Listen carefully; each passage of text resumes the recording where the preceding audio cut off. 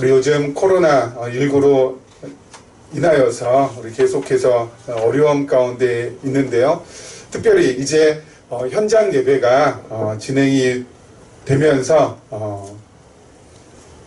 한 가지 좀 걱정스러운 것이 생겼습니다.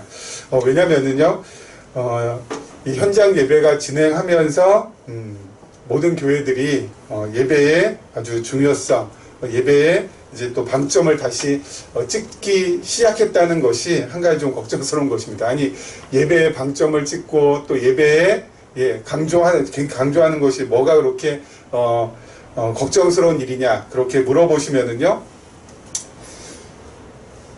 그러면은 여러분 코로나19로 이제 또 모르겠어요. 요즘 또 뭐 확진자가 많이 나와서 앞으로 또 어떻게 될지 모르겠지만은, 그럼 코로나19가 심하게, 그래서 확진자가 많이 나왔을 때 그럼 온라인으로 예배 드렸던 것은 그럼 뭘까요?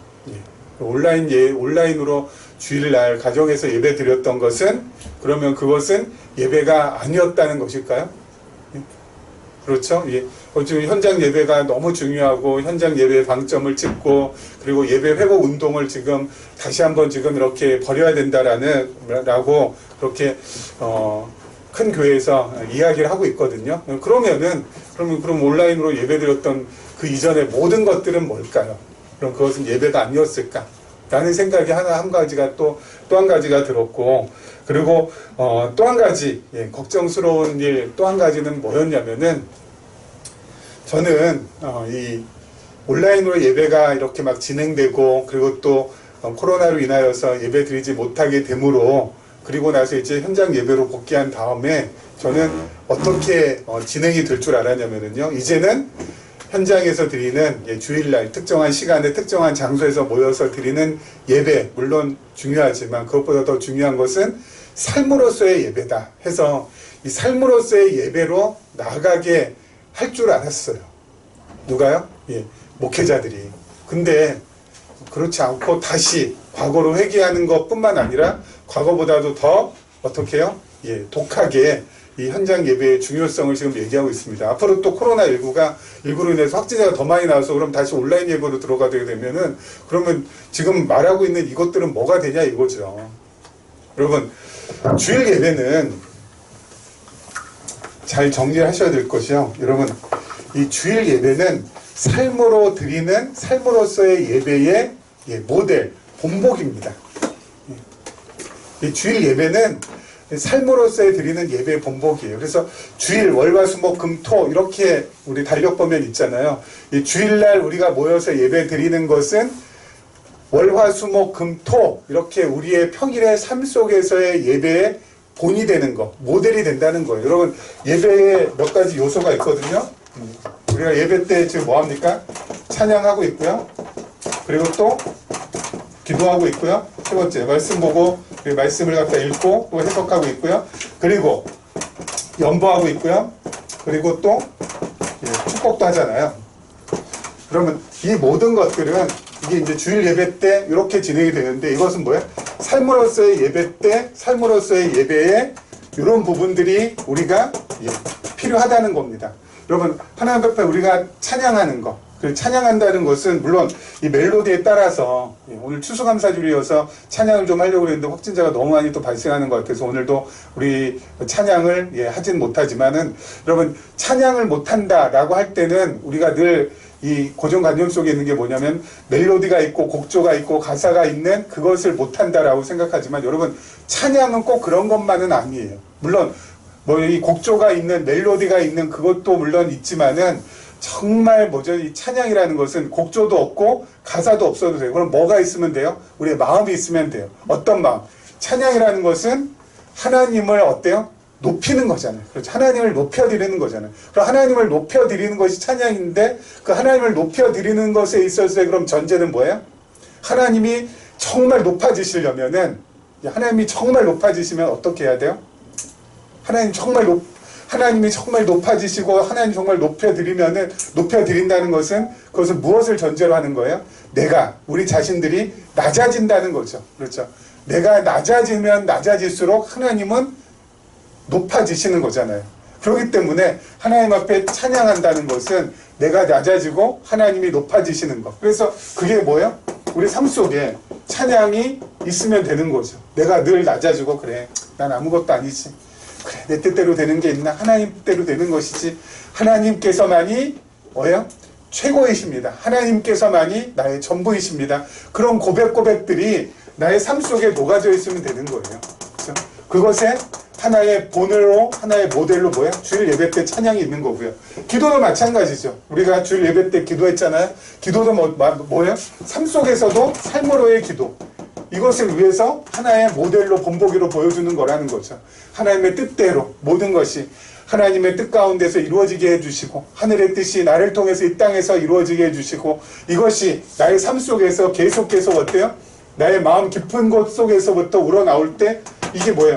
이 삶으로서의 예배가 진행이 되고 있는 거고요. 말씀도 마찬가지입니다. 주일날 저희가 전도서 말씀 지금 계속해서 말씀을 살펴보는데 말씀을 보고 말씀을 읽으면서 우리가 뭘 하고 있어요? 풀어나가고 있잖아요. 말씀을 해석하고 있잖아요. 내 삶 속에서도 어때요? 말씀을 읽고 말씀을 보면서 이 말씀이 어떤가 이 말씀을 상고하는 그것이 바로 뭐라고요? 그것이 바로 삶 속에서의 예배에 필요한 부분이고 연보도 마찬가지잖아요. 제가 늘 연보는 뭐 이게 버릴 연자에다가 보충할 보자라고 했잖아요. 버려서 나의 것을 버려서 남에게 보충해 주는 것이 연보라고 했는데 연보는 두 가지 종류가 있죠. 첫째는 뭐예요? 물질적인 연보. 나의 물질로서 남을 섬기는 것. 두 번째는 영적인 연보가 있다고 했잖아요. 가란 영혼, 갈급한 영혼에게 풍요한 내 안에 있는 이 진리를 함께 나누어 주는 것. 그들과 함께 공유하는 것. 그게 연보죠. 내 삶 속에서 그것이 또 일어나게끔. 축복은 뭐예요? 빌축자에다가 복복자 아니에요? 복을 빌어주는 거잖아요. 그렇죠?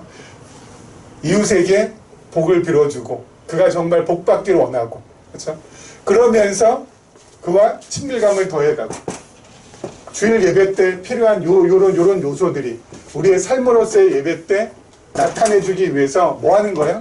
주일날 시청각 교육하는 거예요. 눈으로 보고 그리고 귀로 듣고 그렇죠? 느끼고 그렇게 하라고. 어떻게? 월화수목 금토일날 이렇게 삶 속에서 이런 부분이 드러나게 하기 위해서.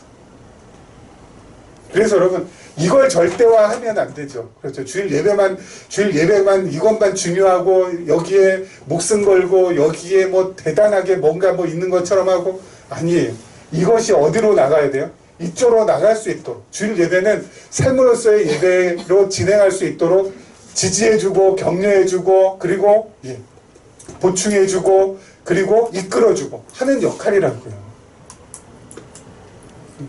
예수님께서 요한복음 4장에 사마리아 여인과 대화하실 때 예배 드리는 자를 하나님께서 찾는데 어떻게 예배 드려야 된다고요? 영과 진리로. 여러분 이거 대단히 중요한 말씀인데 이걸 또 오해해가지고 영과 진리로 예배를 드려야 된다는 것은 영은 뭐예요? 우리의 살아있는 영으로. 그렇죠. 우리의 살아있는 영으로. 진리는 하나님의 말씀에 따라서. 그렇죠. 그렇게 예배를 드려야 된다는데 예수님께서 영과 진리로 예배드리는 자를 갖다가 하나님께서 찾으신다고 했는데 예배하는 자는 영과 진리로 예배하라고 말씀하셨는데 여러분 이것은 시간에도 매이지 말고요. 그리고 공간에도 매이지 말라는 것을 다 포함하고 있어요. 사마리아 여인은 자기네 사마리아 사람들은 어때요? 이 사마리아에서 뭐 예배드리는 것이 정말 이것이 뭐 대단한 거 이것이 바른 거라고 하는데 유대인들은 왜 꼭 예루살렘 성전에서 예배드립니까? 그러니까 예수님께서 여기서도 말고 저기서도 말고 뭐 예배드리는 장소를 묶이지 말라고 말씀하셨잖아요. 예배당에서만 예배드리는 것이 최선이 아니라고. 여기는 뭐예요? 시청각 교육하는 거. 예배에 대한 시청각 교육. 중요한 건 어디에서? 삶 속에서 찬양이 나오고 기도가 나오고 말씀을 해석하고 그 말씀에 따라야 되고 그리고 또 연보하고 축복하고 이게 여기가 더 소중한 거죠. 주일에 모여가지고 1시간 반 달랑 예배드리는 거 그것으로서 그리스도인으로서의 크리스찬으로서의 삶은 뭐 완전하다. 웃기지 말라고 하세요. 예배 1년 52주 열심히 드려가지고 그것만 그냥 꼬박꼬박 나오고 삶은 전혀 이런 모습들이 드러나지 않는다? 여러분 그것은 진정한 하나님께서 원하시는 그리스도인으로서의 삶의 모습이 아닌 것이죠. 나의 삶 속에서 이게 나와야 될 거 아니에요? 나와야 될 거 아니에요? 근데 여태까지 한국 기독교는, 아니 전세 기독교는, 아니 뭐 천주교 포함해서 2000년 동안 기독교 역사 속에서는 올리 뭐야? 이것만 강조해왔어. 이것만. 예. 이것만. 이쪽으로 가야 된다고요. 그렇죠? 나를 낮추고 하나님을 높여드리고 내 뜻은 적고 하나님의 뜻이 어때요?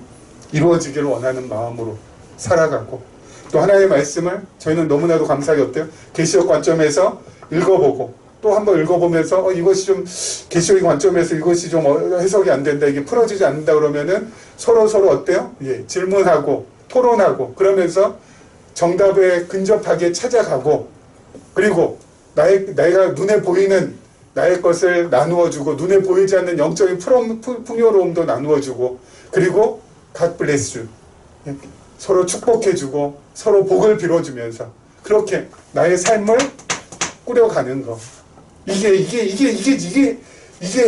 진짜라고. 이게 그렇죠. 이게 진짜라고. 이것은 그냥 우리가 같이 모여서 또 일주일 동안 월화수목금토 살다 보면 또 까먹잖아요. 그러니까 주일날 늘 말씀드렸다시피 대한민국이라는 나라가 너무너무 좋아서 주일마다 우리를 쉬게 해주니까 주일날 모여서 다시 한번 교육받고 또 나가는 거예요. 또 교육받고 나가는 거예요. 그렇죠? 그래서 예배 회복운동이라고 할 때는 여기에 방점을 찍는 것이 아니라 여기에 좀 방점을 찍었으면 좋겠는데, 다시 또 코로나19가 좀 이제 확진자가 덜하고 그리고 주일날 현장에서 예배를 드리게 된다면 다시 여기에다 다시 또 방점을 찍으니 제가 볼 때는 너무 답답하고 너무 답답하고 아우 진짜 안타깝고 그런 거죠. 여기에다가 악센트는 어디다 둬야 된다고요? 삶으로의 예배, 여기에 악센트 둬야 된다고. 그렇죠? 그러기 위해서는 우리가 어때요? 주일날 모여서 찬양, 기도, 말씀 읽고 그리고 또 같이 풀어나가잖아요.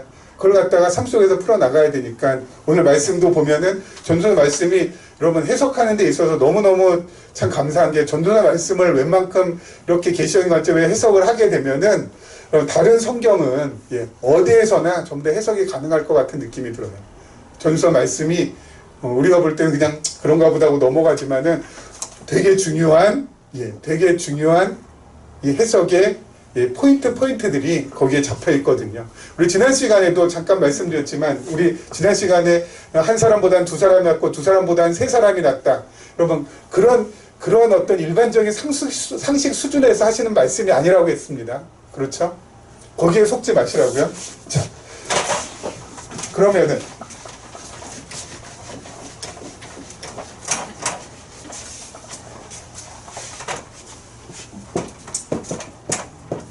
해 아래에서 볼 때는 하나보다는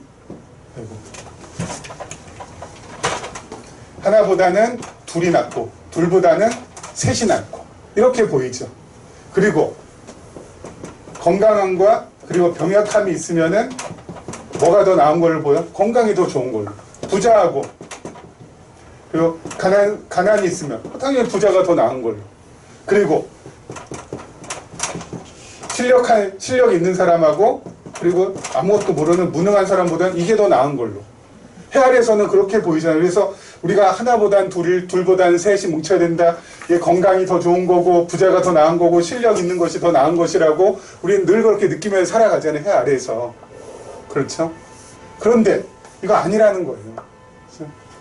해 아래에서는 그래서 셋이 뭉치려고 아무리 애쓰고 건강하려고 하고 부자로 살려고 하고 실력 아무리 출중하게 나오려고 그렇게 자기개발 열심히 하고 살다 보면은 결국 뭐라는 거예요? 솔로몬이 전부 다 해봤는데 다 허사라는 거. 그렇죠. 헛되다라는 거예요. 여기에 속아 넘어가지 말라는 거예요. 그럼 뭐예요? 영원하신 하나님, 해 위에 계신 이 하나님과 연결이 됐을 때, 이건 하나님하고는 전혀 무관한 사람들, 이렇게 살아가는 사람들은 나중에 전부 다 허사로, 허위로, 이게 그냥 꽝으로 끝나지만은 하나님과 연결된 사람은요, 하나도 좋고, 그렇죠? 혼자 있어도 좋고, 둘이 있어도 좋고, 셋이 있어도 전부 다 좋아요. 이게 비교 대상이 아니고. 그리고 하나님과 연결된 사람은, 연결되지 않은 사람은 건강한 것, 부자, 실력 있는 것, 이것만 좋다고 하지만은 하나님하고 연결되어 있는 우리들은 뭐예요? 건강한 것도 좋고 병약한 것도 오케이. 부자도 좋고 가난한 것도 오케이. 좋아. 실력 있는 거, 무능한 거 전부 다 뭐예요? 오케이라는 거예요. 그러니까 하나님하고 연결됐고 해 위에 계신 영원한 하나님을 깨닫고 알고 믿고 섬기는 사람들은 혼자 있어도 괜찮고요. 둘이 있어도 괜찮고요. 셋이 있어도 괜찮아요.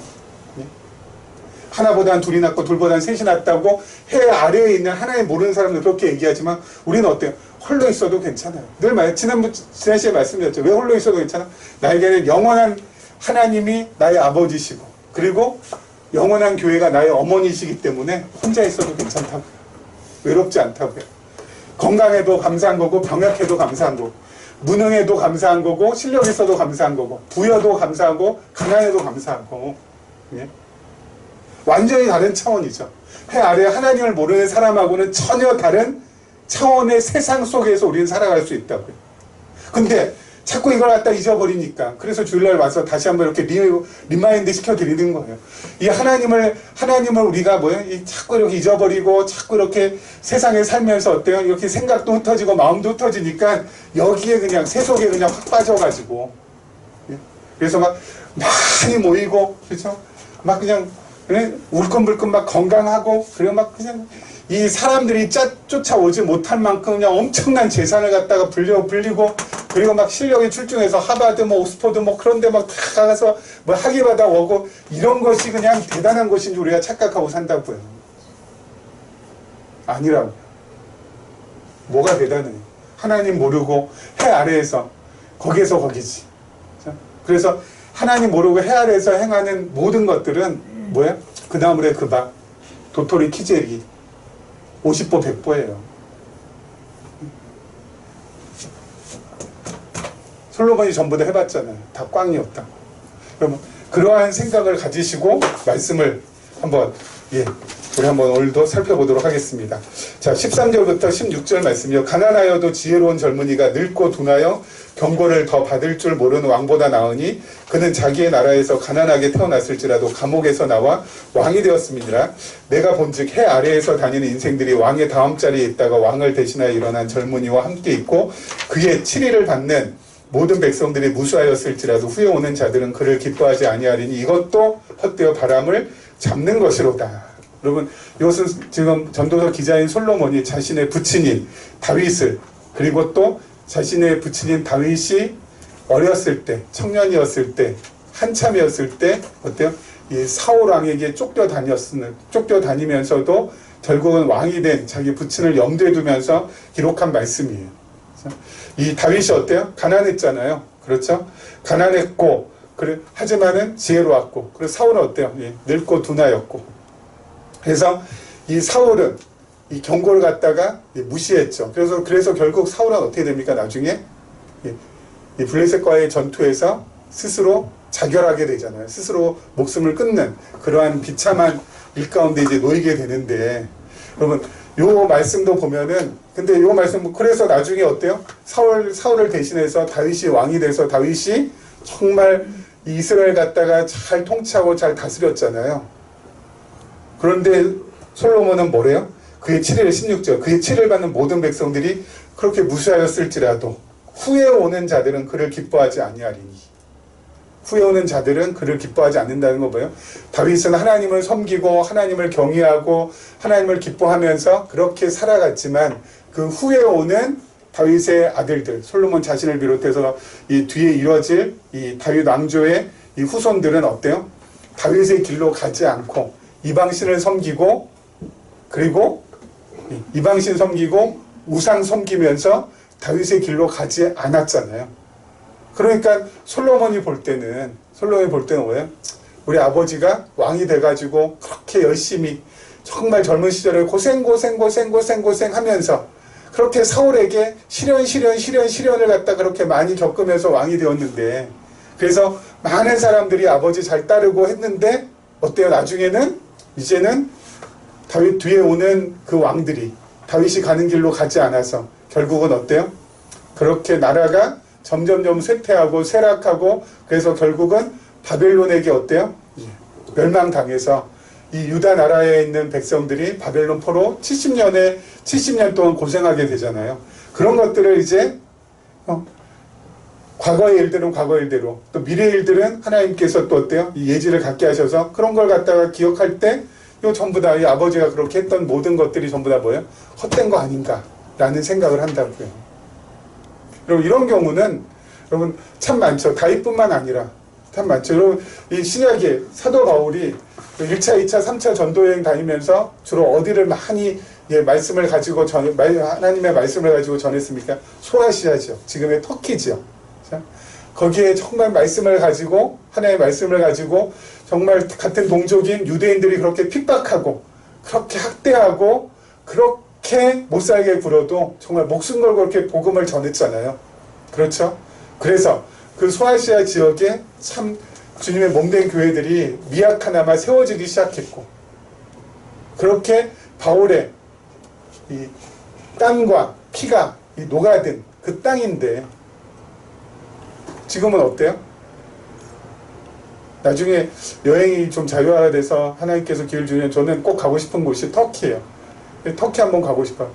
갔다 오신 분들 하는데 바울의 흔적에 히읗자도 없대요. 예. 전혀 있지 않다고. 예. 바울의 흔적에 히읗자도 없대요. 그냥 폐허고 아무것도 없대요. 근데 그런 데를 좀 한번 갔다 오고 싶어요. 바울이 그렇게 이 진액을 다 쏟았는데 너무 흔적도 없다니까. 너무 황폐하다니까. 이거 바울은 그동안 뭐 했나. 그렇죠? 좀 이렇게 허무하고 허탈함을 좀 이렇게 좀 느껴보려고. 뿐만 아니죠. 여러분 500여 년 전에 종교개혁자들이 정말 목숨 걸고 또 어때요? 예. 이 복음의 횃불을 들었다고. 그래서 우리 지난 10월 31일이 종교개혁 503주년이라고 지난번에 말씀드렸는데 여러분 이 루터의 제자가 게르하르트라고 있습니다. 이 루터가 이루어놓은 그 업적을 잘 계승해서 발전시키고 또 그 밑에 제자가 그 밑에 후진들이 잘 그렇게 발전시켰으면 참 좋았을 텐데 다시 어때요? 예. 다시 돌아갔어요. 루터가 이루어놓은 성과보다 그 밑에 있는 친구들이, 그 밑에 있는 후진들이 어때요? 이거 루터가 이루어놓은 업적을 갖다가 잘 이걸 갖다가 좀 이렇게 계승 발전시켜야 되는데 그게 아니라 루터보다 훨씬 더 못하게 해놨다고요. 루터의 업적을. 칼빈의 제자 베자도 마찬가지예요. 칼빈이 해놓은 그 모든 업적들을 어때요? 더 좀 쉽게, 그래서 더 널리 퍼지게 그렇게 해놓지 못하고 더 현학적으로 더 이 중세 시대의 어떤 신학의 방법을 막 도용하고 차용해가지고 더 복잡하게 해놔가지고 칼빈의 원래의 이 정신이 어때요? 이 후대로 갈수록 손상되어가지고 결국 500년이 흐른 지금 이 모양 이 꼴이 된 거거든요. 그런 거 보면은 야, 그 사람들 진짜 목숨 걸고 그렇게 밤잠 못 자면서 어렵게 이루어놨는데 참 후대가 다 망치는구나. 그 생각 들면은 아, 그분들 참 허무하고 허탄하겠다 라는 생각 왜 안 들겠냐고요. 솔로몬이 바로 그걸 지금 얘기하는 거예요. 해 아래에서의 관점에서 볼 때는 다윗 그렇게 열심히 그렇게 고생하고 어렵게 그렇게 해서 이스라엘의 왕이 됐는데 그 후대로 가면 후대는 어때요? 다 그냥 망조로 전부 다 그냥 일관하잖아요. 소아시아 교회 마찬가지고 지금 개신교 500년 역사도 마찬가지고 해 아래에서 볼 때는 너무 어때요? 허무하고 허탄하고 그냥 그 사람들 그냥 바람만 잡았나 보다 그렇게 느껴질 수 있다라는 것이죠. 하지만 중요한 것은 뭐예요? 영원하신 하나님의 관점에서 보면은 그렇지 않다라는 겁니다. 지금 말씀드렸죠. 7장까지는 뭐라고요? 인생의 무익한 행사, 인생의 무익한 재물에 대해서 지금 설명하고 있는 거거든요. 다윗도 어떻게 보면 해 아래의 관점에서 보면 참 허탄하고 허무하고 아니 그렇게 열심히 해놓은 거 그냥 후손들이 좀 잘 좀 해놓으면 됐을 텐데 그렇지 못하다는 거 보면은 너무나도 어때요? 참 이렇게 안타깝고 가슴 아프지만 하나님의 관점, 영원하신 하나님의 섭리의 관점에서 보면 그렇지 않다라는 것이죠. 자, 왜요?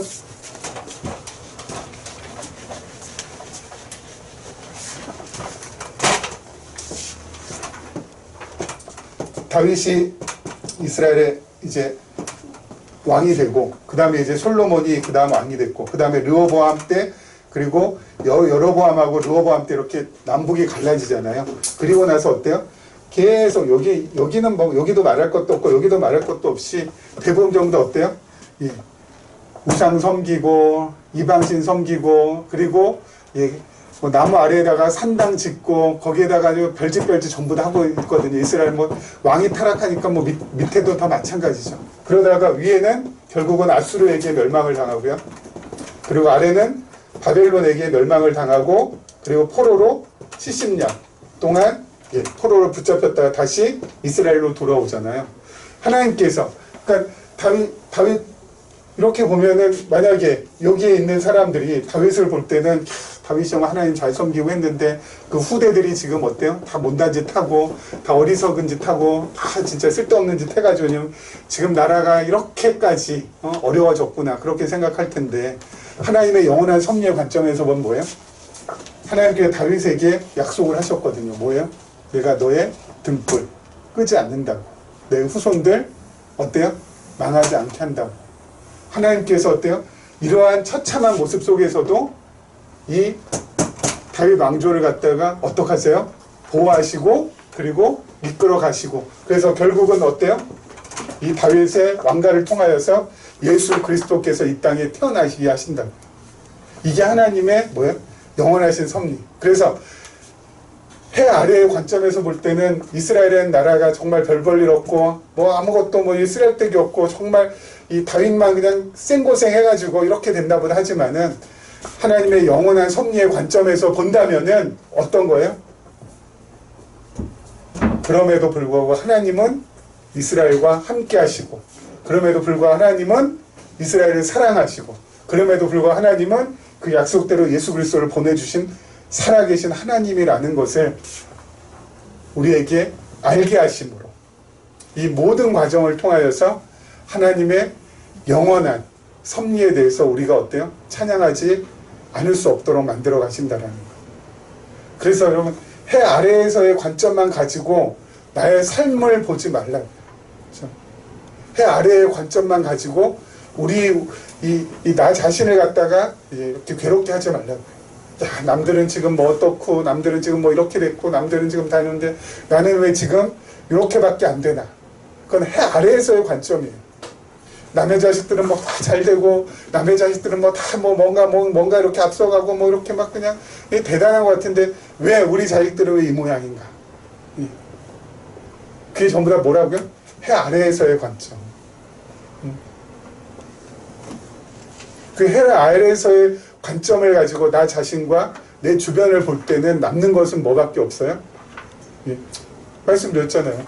허탄함, 허무함, 왜 살아야 되나, 그러한 한숨, 그거 외에는 남는 게 없어요. 하지만 해 위에 계신 하나님의 관점으로, 해 위에 계신 영원한 하나님의 뜻의 관점에서 보면은 전부 다 뭐예요? 이 모든 것들이 하나님이 이스라엘을 보호하시기 위하여서 우리에게 보여주시는 장치였다라는 거. 하나님께서 결국 예수 그리스도를 이 땅에 보내주시기 위하여서 하나님께서 섭리하신 거였다는 거. 결국은 뭐예요? 최선으로 끝난다는 거. 우리의 삶도 영원한 하나님의 관점에서 보면은 지금은 좀 비록 힘들고 어렵고 그리고 정말 뭐예요? 고생스럽지만 그럼에도 불구하고 우리는 뭐가 있어요? 세상 사람들은 전혀 알지 못하고 교회 다닌다고 하는 사람들도 거의 99.9%가 알지 못하는 놀라운 말씀을 깨닫고 있다. 내가 이 땅에 태어나서 계시록 관점에서 이 말씀을 우리가 접하게 된 것만으로도 뭐예요? 나는 충분히 이 세상을 살아갈 이유가 있는 것이고, 나는 충분히 하나님의 은혜와 복을 받을 만큼 받은 사람이다라는 것. 그것을 우리가 어때요? 늘 깨닫고 늘 감사하고, 오늘 추수감사주일인데 다른 거 감사할 게 아니라 진리와 함께하게 하신 그 하나님께 늘 감사할 수 있는 조건이 되는 것이죠. 여러분, 아까 소아시아 교회도 어때요? 이 해 아래에서의 관점에서 보면 너무 허무하고 허탄하고, 말씀을 터키 땅 가봤자 이 바울의 흔적이 흑자도 없다는데, 그렇죠? 너무너무 뭐죠? 참 민망스럽잖아요. 하지만 하나님의 관점에서 보면 결국 예루살렘과 온 유대와 사마리아와 땅끝까지로 내 증인이 되게 하려라 하신 그 사도행전 1장 8절의 말씀에 따라서 결국은 복음이 서진 해가지고 결국 어때요? 나중에 언젠가는 터키 땅에 다시 한번 복음의 꽃을 피우게 될 것이다 라는 그 기대를 안고 거기 가서 보면은 그게 그렇게까지 허무한 게 아니죠. 그렇죠? 바울의 흔적은 지금 없지만 나중에 하나님께서 이 복음의 놀라운 역사를 통하여서 이 땅에 다시 한번 꽃을 피우게 하실 거라는 그 기대감을 가지고 돌아올 수 있는 거고요. 아까 말씀드린 대로 종교개혁 이후에 어때요?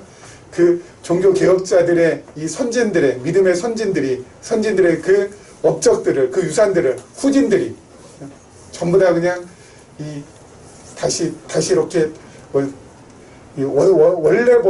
원래보다도 이제 더 못하게 만들어놨다고 했잖아요. 그런데 너무너무 감사하게도 500년이 지난 이후에 하나님께서 그것도 극동아시아 분단된 국가의 조그만 땅덩어리 거기에서도 어때요? 진짜 미약하고 연약한 우리들을 통하여서 다시 한번 새롭게 개신교의 역사를 쓰시려고 지금 하고 계시다라는 거. 그렇기 때문에 종교개혁자들의 그 어려움 겪고 그리고 고생했던 그 모든 것들 그리고 그들의 믿음의 유산들이 헛되이 돌아가지 않게 하신다는 거. 그것이 너무너무 감사한 거잖아요. 해 위의 관점에서 보면은 그렇기 때문에 어때요? 종교개혁자들도 허무한 것이 아니고 바울도 허무한 것이 아니고 다윗도 허무한 것이 아니라는 거예요. 해 아래의 관점에서 볼 때는 다 허무하기 이를 때가 없는 것이지만 그러니까 여러분 이 하나님을 우리가 알고 하나님과 연결되어 있고 특별히 하나님의 계시의 말씀을 우리가 지금 어때요? 이렇게 읽고 해석하고 함께 나눈다는 이것이 세상에서 진짜 복되고 너무너무 감사한 것이죠. 이 이상 우리가 무엇을 더 바랄 것이 있어요. 그렇죠? 그래서 여러분 교회라는 동네는 자꾸 어때요? 이 인간의 욕망을 강화시키는 쪽으로 가면 안 돼요. 그렇죠? 나의 욕망을 강화시켜서 어때 이렇게 하면은 엄청나게 하나님께서 복을 주셔서 내가 이 복을 갖다가 획득하고 취득할 수 있습니다. 여러분 이렇게 하셔야 됩니다. 이런 쪽으로 몰고 나가면 여러분 그거는 교회가 아니에요. 그럼 교회라는 동네는 기본적으로 어떻게 돼요? 이미 받을 만큼 다 받았다라고. 그렇죠? 그걸 갖다가 어때 깨닫게 해주는 거. 복 받기 위해서 살아가도록 만드는 것은 교회가 아니고요. 이미 받은 복을 깨닫기 위해서 그 받은 복으로 인하여서 더욱더 어때요? 삶의 풍요로움을 누리게 해주는 쪽으로 가게 하는 것이 바로 교회예요. 여러분 교회 열심히 나온다고 해서 절대 복 받는 거 아니에요. 복 받는 조건이 교회 나오는 것이 아니라고요. 뭐야? 이미 다 받았어요. 우리는 복을. 예? 하나님의 하나밖에 없는 독생자 아들 예수 그리스도를 하나님께서 우리에게 그냥 주셔가지고 하나님의 자녀가 되게 하시는 복도 받았고 또 말씀을 정말 창세기부터 시작해서 요한계시록까지 수미일관된 논리의 구조라는 것을 깨닫게 하시는 그러한 놀라운 계시적인 관점이라는 것에 대한 그런 복도 받았고 그럼 됐죠. 뭘 더 바라고 살겠어요? 주신 것에 대해서 감사하고 주신 것에 대해서 만족하고 주신 것에 대해서 하나님 여한이 없습니다. 이렇게 고백하면서 사는 것 외에는 없다고요. 자, 계속해서 한번 보죠. 그 다음 말씀입니다. 5장으로 넘어가네요. 그렇죠? 자, 5장 1절부터 2절 말씀까지 하고 오늘 말씀을 마무리해야 되겠네요. 너는 하나님의 집에 들어갈 때 내 발을 삼갈지어다. 가까이 하여 말씀을 듣는 것이 우매한 자들이 재물 드리는 것보다 나으니 그들은 악을 행하면서도 깨닫지 못함이니라. 너는 하나님 앞에서 함부로 입을 열지 말며 급한 마음으로 말을 내지 말라. 하나님은 하늘에 계시고 너는 땅에 있음이니라. 그런즉 마땅히 말을 적게 할 것이라. 아멘. 자, 여기 하나님의 집은 어디를 말하죠? 구약에서 하나님은 성전이죠. 성전에 들어갈 때 뭐 삼가라고요? 내 발을 삼가라고요. 가까이 하여 말씀을 듣는 것이 우매한 자들이 제물을 드리는 것보다 나으니 그들은 악을 행하면서도 깨닫지 못함이니라. 여러분, 이건 엄청난 말씀이 여기 또 담겨져 있습니다. 우리가 주로 제사의 3대 요소 하면 무슨 얘기했었죠? 하나님 앞에 제사 드릴 때 꼭 필요한 거 3가지 해서 제가 말씀을 드렸었는데요. 제사, 하나님 앞에 제사 드릴 때는 첫째, 제물이 필요하고, 그렇죠? 그러면서 양이나 그 송아지나 그런 제물이, 비둘기나 이런 제물이 필요하고, 두 번째 또 뭐가 필요해?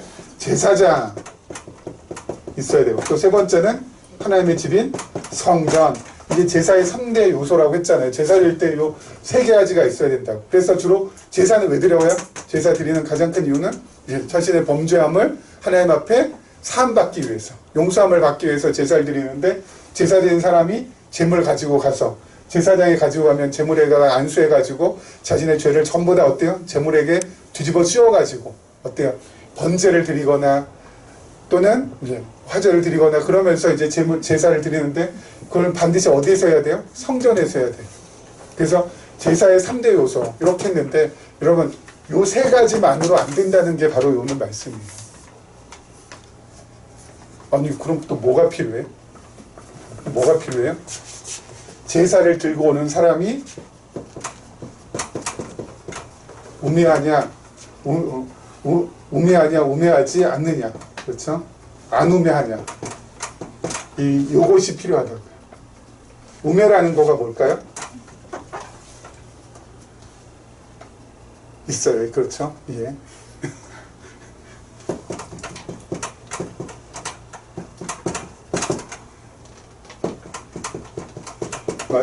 이렇게 될 거예요. 어리석을 우자에다가 어두울 매자할 거예요. 그래서 어리석음이 어둡다는 거예요. 이 어둠 속에서 어리석다는 게 우매하다는 거거든요. 이 우매하냐, 우매하지 않느냐. 제사의 4대 요소예요. 우매한 사람이, 이렇게 어리석고 우매한 사람이 어때요? 재물 가지고 제사장 앞에 나와서 성전에서 아무리 제사되었다, 이건 뭐예요? 말짱 소용없다는 겁니다. 그럼 우매하다는 건 뭘까요? 하나님을 알지 못하다는 것이 바로 우매한 거예요. 하나님을 알지 못하는 상태로, 하나님에 대해서 모르는 상태로 아무리 적은 재물을 가지고 제사장에게 가서 성전에서 하나님 앞에 제사를 드려봤자 다 소용없다는 거예요. 오히려 그것은, 그렇게 우매한 사람이 드리는 것은 바로 뭐라고요? 악을 행하는 것과 같다는 거죠. 제사 드리러 왔는데 그 제사가 악을 행하는 거예요. 그럼 차라리 제사 안 드리는 게 훨씬 낫죠. 우매하지 않은 상태에서 뭐예요?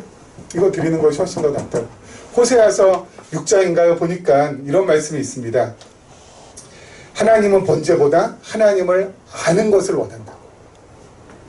하나님은 번제보다 하나님 아는 것을 더 원하시는 분이시라고.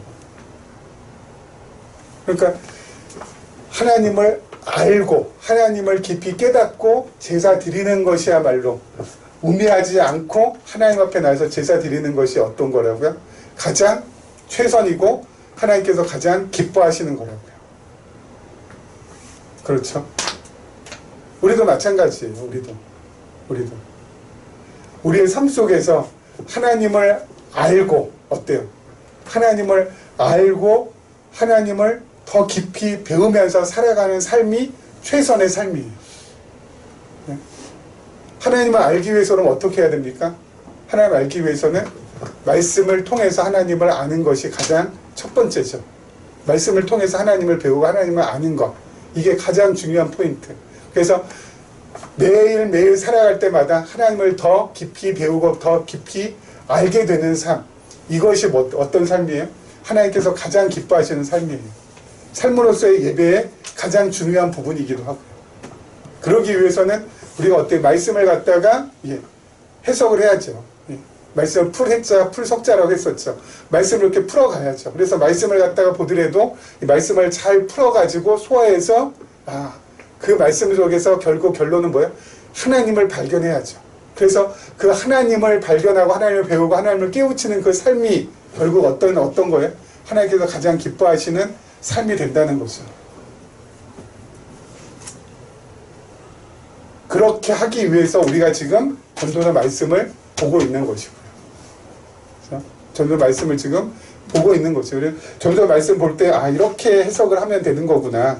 아 이렇게 해석하라는 것이구나. 그것을 우리가 확인받으면 되는 거예요. 그리고 또 한 가지 2절 말씀까지 한번 보죠. 너는 하나님 앞에서 함부로 입을 열지 말며 급한 마음으로 말을 내지 말라. 하나님은 하늘에 계시고 너는 땅에 있음이니라. 그런즉 마땅히 말을 적게 할 것이니라. 자, 이것도 여기도요. 이 말씀도 어때요? 이 말씀도 넌 하나님 앞에서 함부로 입을 열지 말며 급한 마음으로 말을 내지 말라. 그러면 이것은 윤리 도덕적인 차원에서 하시는 말씀이 아니에요. 이건 계시적인 차원에서 늘 받아들여야 된다고 하잖아요. 성경에 이런 말씀이 나오면 늘 어때요? 우리는 윤리 도덕적으로만 이걸 갖다 이렇게 보게 되는데 이걸 윤리 도덕적으로 보면 안 돼요. 성경은 제가 늘 말씀드리는 것처럼 그냥 일반 상식책이 아니에요. 여러분 일반 상식에서도 상식이라고 해야 되나?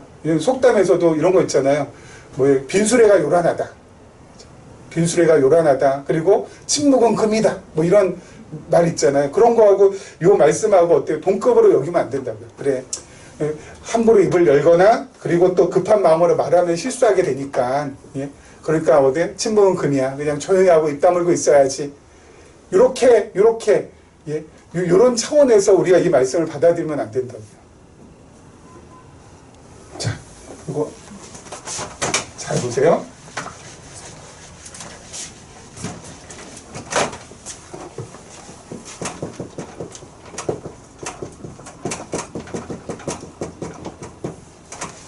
윤리 도덕하고 계시적 차원하고는 다릅니다. 첫째, 동기가 달라요. 윤리 도덕에서의 동기는 뭐냐면은 비교, 우위, 선점 또는 차지. 내가 말 안 하고 또 내가 급하게 이야기를 안 함으로 어때요? 근데 저렇게 말 많고 급하게 얘기해서 저렇게 실수 많은 저 인간보다는 내가 어때요? 비교 우위. 저 인간과 비교했을 때 내가 훨씬 더 비교 우위를 갖다가 점하기 위해서, 차지하기 위해서. 이게 동기예요. 그렇죠. 입 다물고 있는 것에 있는 동기는 내가 쟤보다 낫다. 예? 나는 저런 인간보단 내가 훨씬 더 고결하고 고상한 사람이다. 라는 것을 나타내기 위한 것이 바로 윤리 도덕의 동기라고요. 그럼 계시적인 차원에서의 동기는 뭐예요? 이거 조금 있다가. 그 과정은 윤리 비교 우위 차지하기 위해서 이 사람으로 어떻게 하면 돼요? 입 다물기 위해서는 자신의 의지와 노력이 필요하겠죠.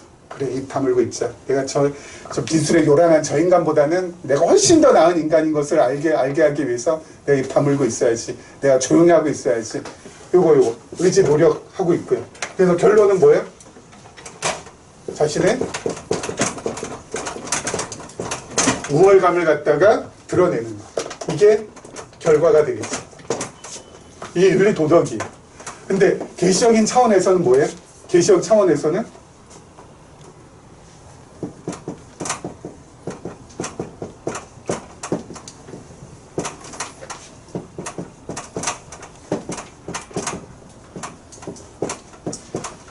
누가? 나 자신은 전적으로 무능합니다. 나는 입을 다물래야 다물 수 없는 존재고 나는 어때요? 급하게 말을 갖다가 할 수 있는 존재이지 내가 급하게 말하지 않을 존재는 아닙니다. 난 그렇게 할 힘이 없습니다. 그러나 하나님은 그렇게 하실 줄 믿습니다. 하나님은 그렇게 나를 만들어 가실 줄 내가 확신합니다. 그러면 과정에서는 성령께서 나에게 역사하시겠죠. 그렇죠? 나는 말 많고요. 그리고 나는 성격이 급해가지고 말도 급하게 합니다. 내가 도저히 나의 이런 모습을 어때요? 절제하거나 이런 모습을 내가 바꿀 수 없습니다. 하지만 하나님께서는 전능하시기 때문에 이런 나의 부족한 것도 바꿔가실 수 있으십니다. 하면은 그러한 마음을 갖는 사람은 성령께서 역사하셔가지고 어때요? 바꿔 놓으시겠죠. 그러면은 나의 우월감이 아니라 하나님께서 하신 것으로 알고 하나님께 영광을 돌린다고요. 계시적 차원하고 윤리 도덕적 차원하고 완전히 다른 거예요. 말 함부로 하지 않고 그리고 급하게 하지 않는 것. 예? 이것을 이렇게 받아들이느냐 이렇게 받아들이느냐에 따라서 하늘과 진짜 땅 차이라고요. 근데 성경은 뭐예요? 이렇게 받아들여야 돼, 성경은. 예? 성경은 이렇게 받아들이라고 성경이 있는 게 아니거든요. 내가 할 수 없습니다. 그렇죠? 하지만 하나님께서 하십니다. 라고 진솔되게 고백하는 자에게 성령께서 반드시 역사하셔서, 그래서 어떻게 해요? 말 급하게 하지 않도록, 그래서 점점 실수를 줄여주고, 그리고 또 말 많이 하지 않도록 해가지고 점점 실수 줄여주게 하는 그 모든 것을 성령께서 하셔서, 이것은 내가 한 것이 아니라 하나님께서 하신 것이니까 하나님께서 영광 받으시옵소서라고 결론 딱 짓게 되는 거예요. 이쪽으로 가는 게 아니라 내가 저 인간보다는 나아. 그렇기 때문에 저렇게 말 많은 인간보다는 난 좀 말을 좀 줄여야지. 내 의지, 내 노력. 자, 봐. 내가 이렇게 내 의지와 내 노력으로 말 줄였잖아. 그러니까 뭐야? 나는 참 우월한 존재야. 나는 저 열등한 사람들보다는 어때요? 난 훨씬 더 우등한 존재야. 이쪽으로 나가는 게 윤리 도덕이고요. 그렇죠? 오늘 솔로몬 기자는, 전도서 기자는 뭐예요? 이거예요, 이거. 말 많이 하지 말고 뭐 하지 말라는 게 윤리 도덕적 차원에서 하는 게 아니라, 우리 이거 할 수밖에 없지만은 하나님께서 나를 붙들어 주셔서, 그럼 어때요? 날 돌려주시면은 나는 뭐 하면 된다? 하나님 높여드리면 된다. 그런 삶을 살면 된다. 이런 은혜가 우리 모두에게 한 주간 동안 임하기를 주님의 이름으로 축원합니다. 기도하겠습니다.